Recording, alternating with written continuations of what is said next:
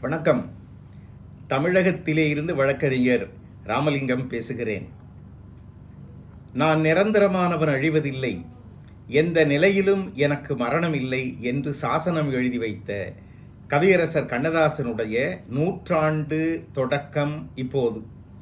அதனால் தமிழகம் மட்டுமல்ல, இந்தியா மட்டுமல்ல, உலகத்தின் பல்வேறு நாடுகளிலே இருக்கக்கூடிய தமிழர்கள் கண்ணதாசனுடைய 100 விழாவினை கொண்டாடி கொண்டிருக்கிறார்கள். இந்த ஆண்டு ஜூன் மாதம் தொடங்கி அடுத்த ஆண்டு ஜூன் மாதம் வரையில் பல இடங்களில் கண்ணதாசனுக்கு விழா. அந்த அடிப்படையிலே நம்முடைய மிசௌரி தமிழ்ச்சங்கத்தைச் சேர்ந்த அன்பர்கள் ஒரு மிகச்சிறப்பான சிறப்பு பட்டிமண்டபத்தை கண்ணதாசன் படைப்புகளில் அடிப்படையாக வைத்து ஏற்பாடு செய்திருக்கிறார்கள்.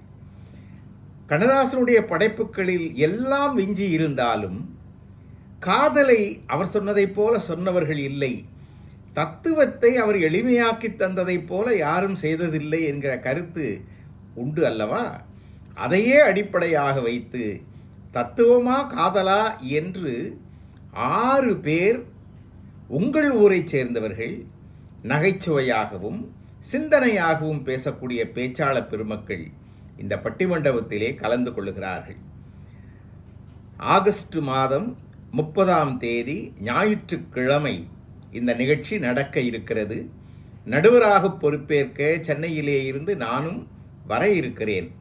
இந்த நிகழ்ச்சி கண்ணதாசனுடைய பெருமை பாடுவதற்காக மட்டுமல்ல, மிகச்சிறந்த சிந்தனைகளை, மிகச்சிறந்த செய்திகளை பரிமாறிக்கொள்ளக்கூடிய ஒரு வாய்ப்பாகவும் நமக்கு அமையும் என்பதனால் இந்த பட்டிமண்டபத்தில் திரளாக நம்முடைய மக்கள் கலந்து கொள்ள வேண்டும் என்று அன்போடு அழைக்கிறேன்.